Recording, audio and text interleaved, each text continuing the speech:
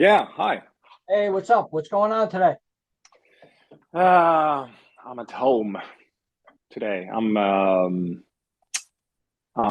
expecting a baby to arrive any day soon. Wow, So, congratulations, yeah, man. Congratulations. thank you, You thank know? you. So me and the wife are just we're in this vacuum, pretty much.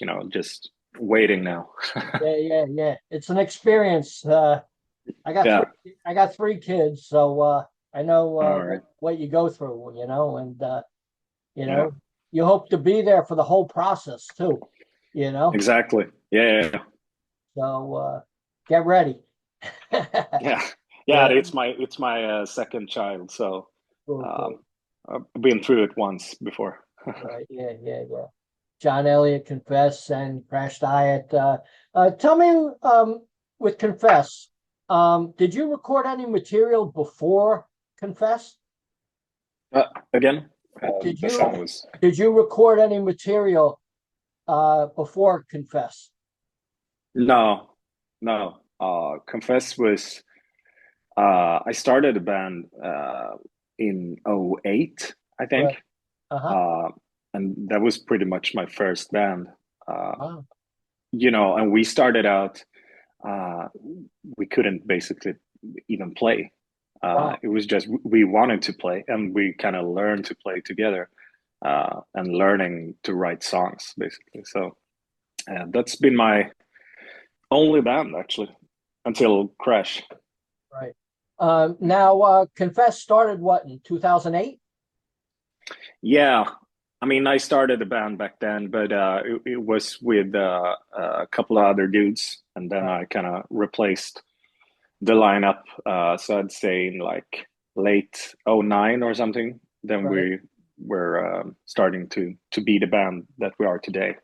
Cool. Now, the first album that came out was Lights Out in 2010. Yeah, but we don't consider that as an actual album because Right. it was more or less like a demo collection, and the songs are pretty shitty on that one. We rather forget that ever existed. Right. Yeah. But I guess our first real release was an EP called the Gin Act Right. Yeah. uh, in I think it was 2012 or something. Yep, that's what it said. Yeah, 2012, you know. Did you yeah.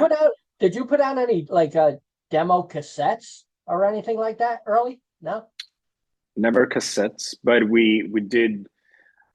I think we did like we how do you say, you burn your own Right. CDs or made your own CDs, and we kind of sent them out to record companies and venues and promoters and stuff like that. So we did it kind of old school in the beginning, actually sending email by mail, Right. Yeah, you know. yeah. Yeah. Wow. Wow. And what was the response from fans and promoters and stuff like that to the Gin Act? Sorry.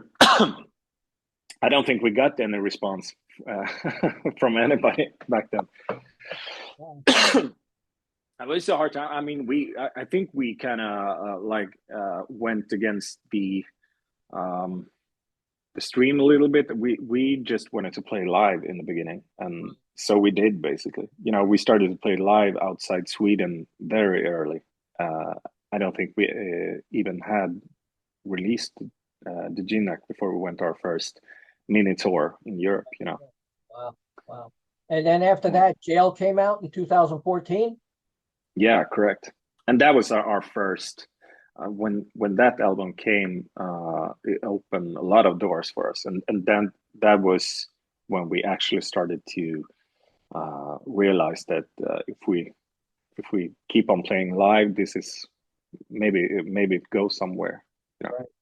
Uh, I know I'm sure in my collection I have some of that old stuff, in Oh my yeah. collection because I collected I think for me at least Sweden has the best music.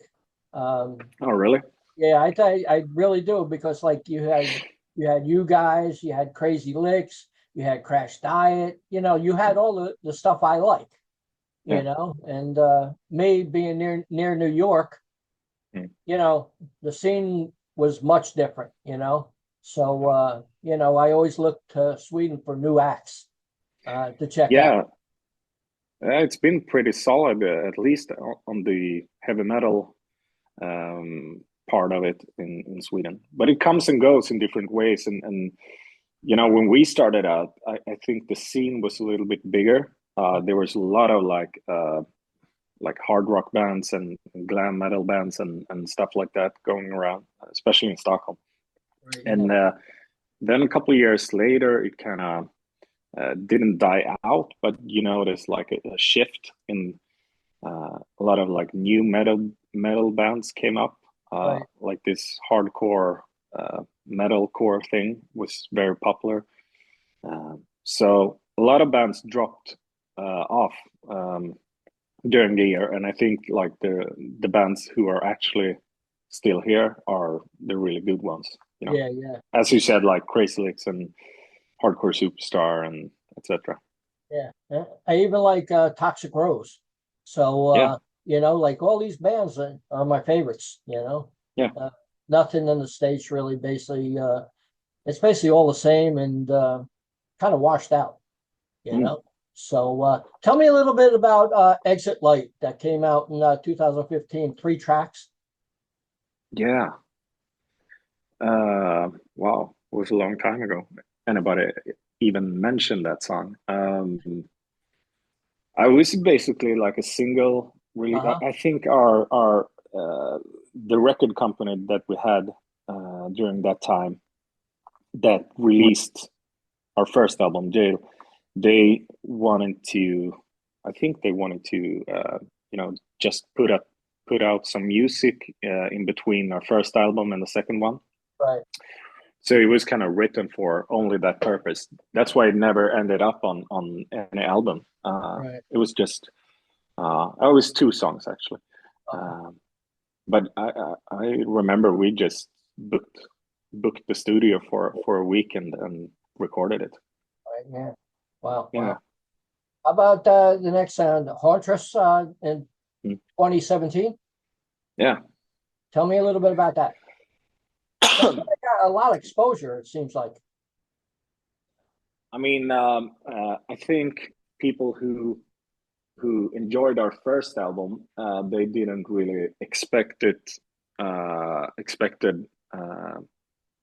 that kind of album, because it's very different from our first album. It was more almost a AOR ish, you know, more maybe more 80s inspired, a Right. lot of like synthesizers and shit like that. Uh, I mean, obviously it was still us, but the whole approach of the album was a little bit different, a little bit more mature, maybe. Right. Yeah. Wow. Um, but yeah, we kind of had a lineup change just before that album, so it kind of uh, it didn't really screw us up, but it kind of took some time for us to find a stable lineup. Right. So it kind of ruined the touring plans a little bit. I Right. mean, we toured the album, but not as hard as on the first one. Right. Right. Right. And Yes. after that came Burnam All in 2020. Yeah, and So that was a total failure of an album. what? No, I mean that album was when I say it was a failure, is because we released it on February 28th, I Right. think, 2020, and like 2 weeks after the release, you know, the whole world pretty much shut down because of a virus, and I think we had to cancel like 30 shows or something Right. during Yeah. the whole year. Wow. So it kind of messed up the whole I, album cycle promotion thing that was going on with it. Right. And it kind of took the spark out of us for a while, because no one knew you know, what was going to happen. Exactly. So we spent, I think we spent like a year in the studio making it, and all the preparation that goes behind an album to launch it, with record companies and stores and everything, and you send it out for reviews and shit like that, and then basically you can't back it up with playing live. And playing live has always been our top priority, I guess. Right. So it kind of sucked. Yeah. Wow. Wow. Now you have a new single out, Spitfire, also a video on it. Yeah. Was this like a quick thing just to hold your fans over? Because 2020, 4 years ago, that album came out, and Spitfire just came out, and I'm sure people are asking, what about a full-length album? So Yeah. about Spitfire. No, it wasn't a quick thing. We had this plan for a while now, and there is a new album coming. We're recording it as we speak, actually. But we felt the album is not it's not finished yet in the Right. recording studio, so it's going to take a while to record it and then mix it and everything. So it's not going to be out until, I don't know, sometime next year, Uh-huh. hopefully before the summer. But we felt that we needed to put something out from this album, just to basically say hello, we're still alive, you know. And I think people got it. Cool. Cool. Yeah, it's great, man. Yeah, It's really good. Tell me thank a you. little bit about the Monsters of Rock cruise. Yeah, that was a fun experience, Yeah. to Yeah. say the least. No, but it was insane. I never could imagine myself when I was like 15 in Sweden, learning to play the guitar Right. and dreaming about playing music, and suddenly you're on a cruise in the Bahamas, Yeah. and your heroes are eating the same dinner as you next to you. Like Ace Frehley sitting next to you in the restaurant, and or Steve Harris, or it was insane. Is that a And it big was we had such a great time. Um, it was my first show with Crashdiet, basically. So I was kind of, the first day I just focused on preparing myself for the show. Uh, and we did two shows, but after the shows, we were like totally enjoying ourselves for 5 days. Definitely, definitely. I mean, I've been watching videos of you live lately and all the other stuff. And I'm friends with Martin and London and them guys. I did two interviews with Dave before he passed, two interviews with his mother Okay. too. Did and when I watch your videos and stuff, I text Martin and I was saying you're a perfect fit. You're Oh, perfect thank you. in that band. Like you know, other members like vocalists were okay, but like I didn't get the feeling that I get with you. I really liked it. And I told Martin my feelings. I said he's perfect. He really works out well, and his vocals are great and stuff like that. So when you joined Crashdiet, did you have to audition, or they asked you? Are you friends with them? They or Martin, him and I, we kind of knew each other a little bit. Right. We met before. We played at like same festivals and stuff, so we ran into each other. And that's another thing with Swedish bands in this genre. Like everybody knows everybody. Right. It's like a big family. Um, but yeah, he called me and asked if I wanted to try it out. Right. Uh, you know, and so I did. We didn't really have a proper audition, meaning that they weren't sitting in a control room and I was out there with a microphone all by myself. We basically did like an old school rehearsal. Right. Yeah. Yeah. Uh, we had a few beers and I learned like, I don't know, 5 songs or something, and Uh-huh. we tried it out. Right. Yeah. Wow. Um, so it wasn't that complicated at all.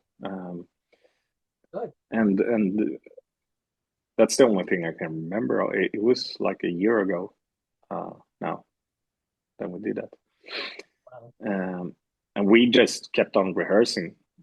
They never asked me, hey, do you want to be the new singer? It was like, okay, can you rehearse next week? Can you do it Yeah, next week? Can you do a show in America? And I was like, yeah, I guess I'm the singer now. yeah. Cool, cool, cool. You Yeah. remember the songs you played for them in the very beginning, them 5 tracks you just mentioned? Mm, not really. I guess we played like the classic, the big ones like Riot and Generation Wild, maybe. Right, yeah. Um, yeah, I think we played. Maybe we did like one song from each album or something like that. I can't really remember.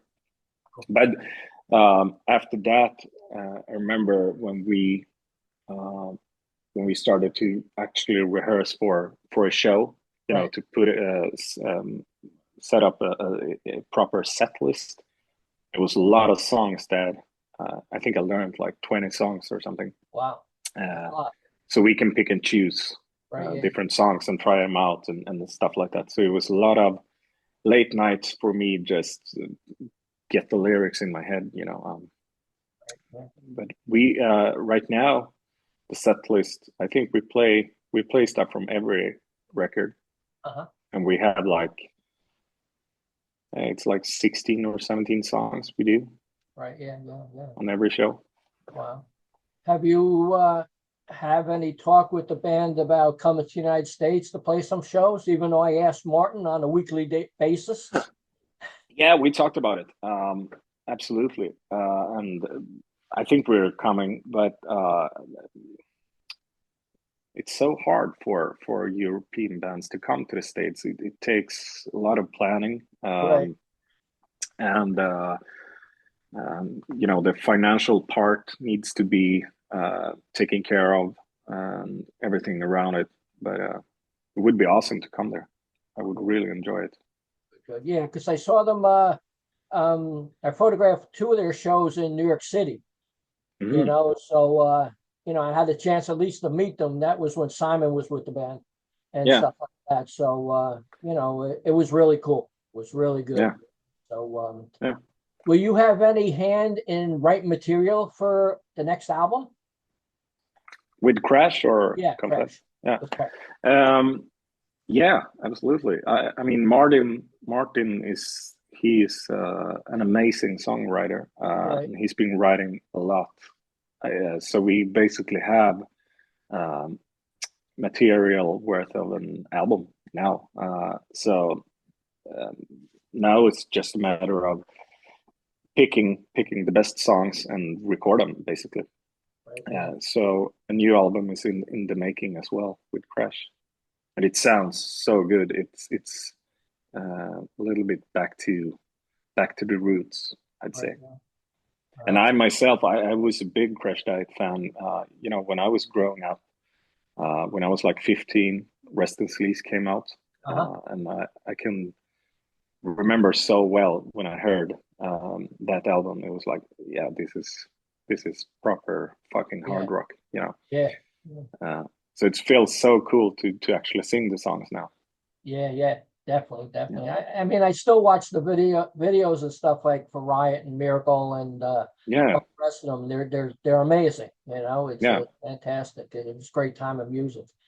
Mm. Um, when how do you split the two bands? Your time between Confess Mm. and Crashdiet. Um, Fortunately, this year, 24, Confess basically has been working on the new album the whole year. Right.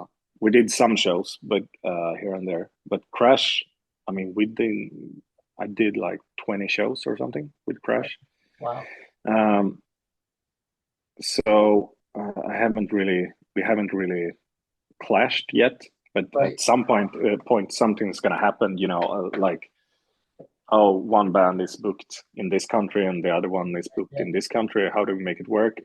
So I don't know yet how we're gonna solve that, but I guess it all comes down to planning long time before. Right. Wow. But it's I guess it's gonna be a little puzzling here and there with dates. Right. Yeah. Um, yeah, and I guess it's just a matter of time before a festival books both Yeah. Crashdiet and Confess, and I'm That'd gonna be have a hard time. Yeah, but that'd be kind of cool if you're doing the festival and both bands are playing, so you get to play twice. Yeah, You know? yeah, So or it would be fucking hell for me. yeah. Yeah. Yeah. Wow. What was the feeling like when you found out you are the singer of Crash Diet? What was going through your mind?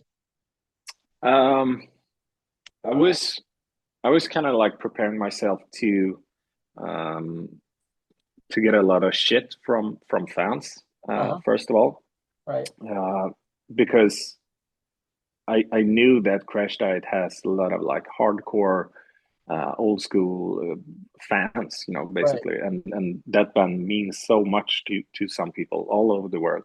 Right. So I was kind of like expecting people um, to have a hard time with me, but so far but it's been really nice. Actually, Right. Yeah.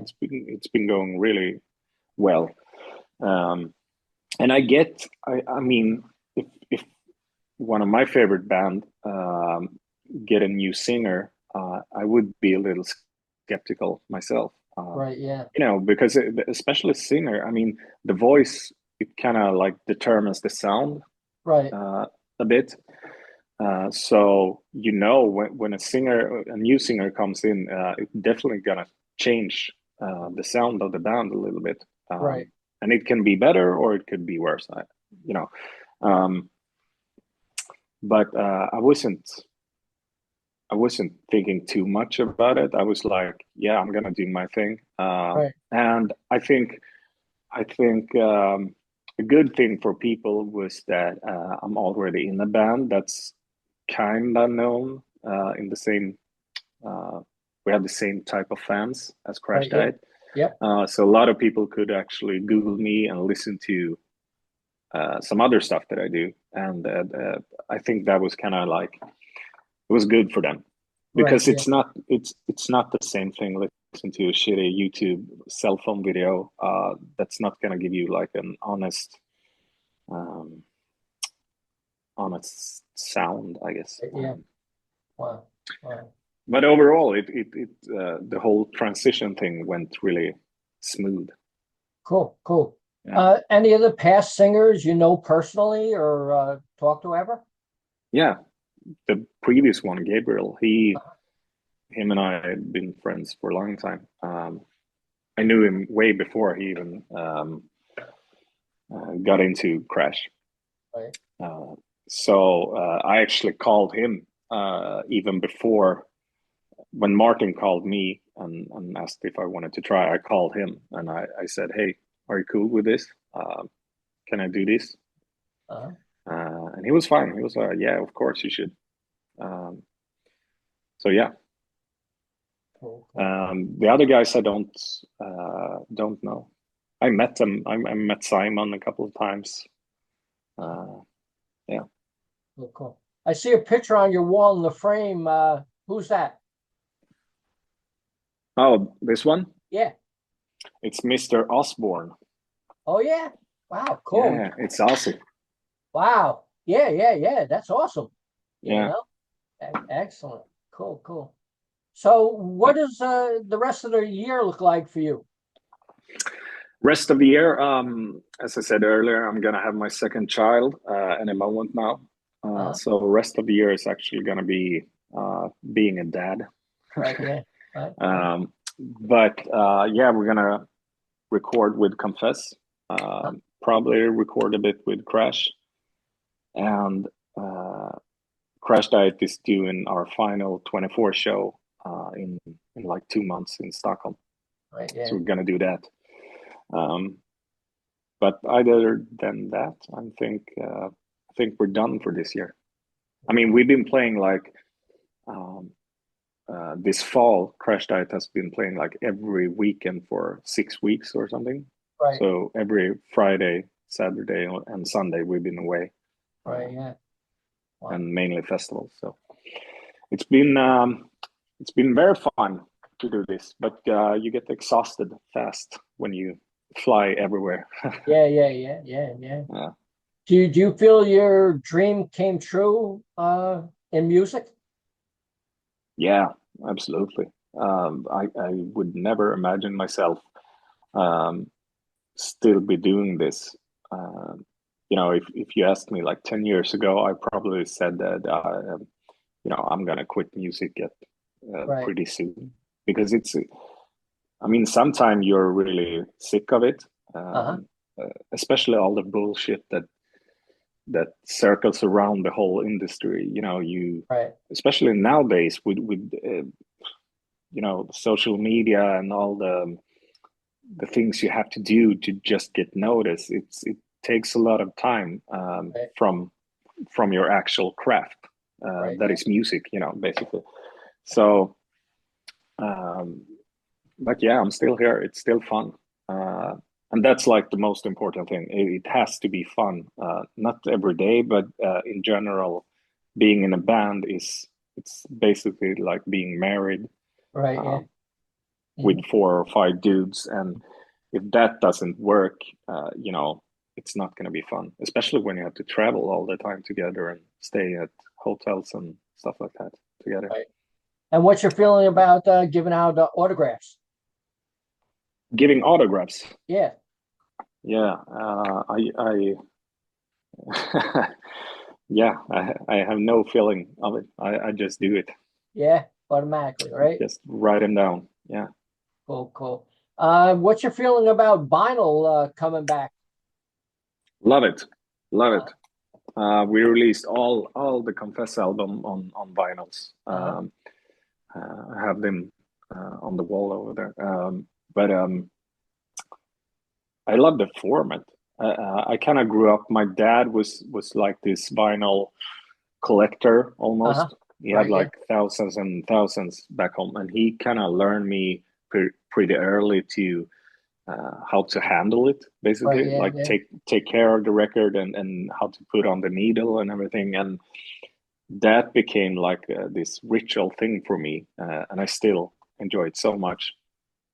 But I wouldn't say that when I'm home and stuff like that, I rarely put on a vinyl these Right. days, because it's especially when you have small kids at home, they're gonna mess things up. But I still enjoy buying them and having them at home. And nowadays, I think vinyl has become more of an merchandise Right. thing than an actual audio listening thing. Right. Yeah. Wow. Did you ever think about doing a solo album? Not really, Uh-huh. but I might someday. I think it's gonna. If I would do a solo album today, it's probably gonna sound like a Confess record that it's a little bit worse than actual Confess. Wow. Wow. Yeah. Well, John, it was great talking to you, and I appreciate the chat, and continued success with both bands. And hopefully you come to New York City and play some shows with Confess and Crashdiet. So Would love to. yeah, would you like to say anything to the fans? No, just thank you for everything, and keep streaming our new single. That we might come to the USA soon. Cool. Congratulations, man. Thank you. Thank you. Bye bye. Bye bye.